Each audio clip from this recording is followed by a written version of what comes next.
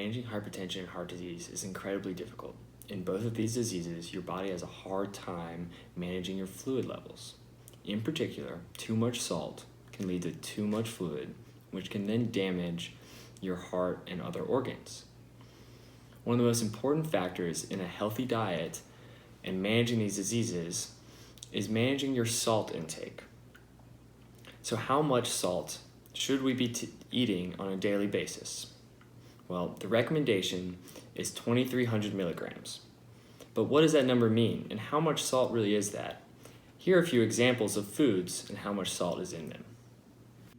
Scrambled eggs and toast equals about 400 milligrams of salt, versus a Jimmy Dean breakfast sandwich with sausage, egg, and cheese would be about 740 milligrams of salt.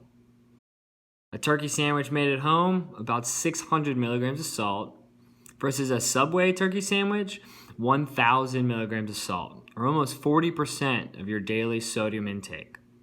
For dinner, 2 pieces of fried chicken and a serving of beans and a serving of steamed rice is about 1,225 milligrams of salt, or 50% of your daily sodium intake. Versus just 1 piece of fried chicken from Popeyes is about the same amount of salt. Another telling example would be just 2 pieces of DiGiorno's cheese pizza equals 2,500 milligrams of salt, which is greater than 100% of that daily sodium intake. Again, the recommendation by the American Heart Association is no more than 2,300 milligrams of sodium daily. However, depending on your specific conditions and medications, the recommended amount of sodium daily may be even lower. So please talk with your doctor to find out what is best for you. Keeping track of salt intake is really hard, and you can't do the math with every bite. So what are a few simple strategies to decrease your salt intake? Number 1, read labels at the grocery store. Buy low sodium or reduced sodium or no salt added when it's an option.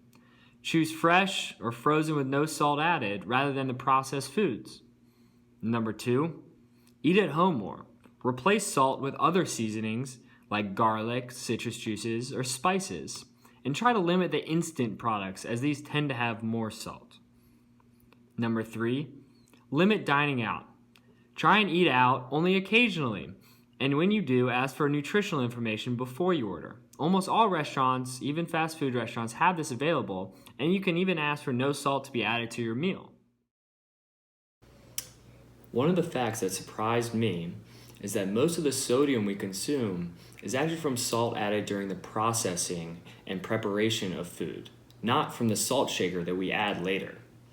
So this is why it's incredibly important in thinking about managing your salt to know how much salt is in the foods that you're eating. And again, read the labels, buy low or reduced sodium products when it's available, and eat at home as much as you can.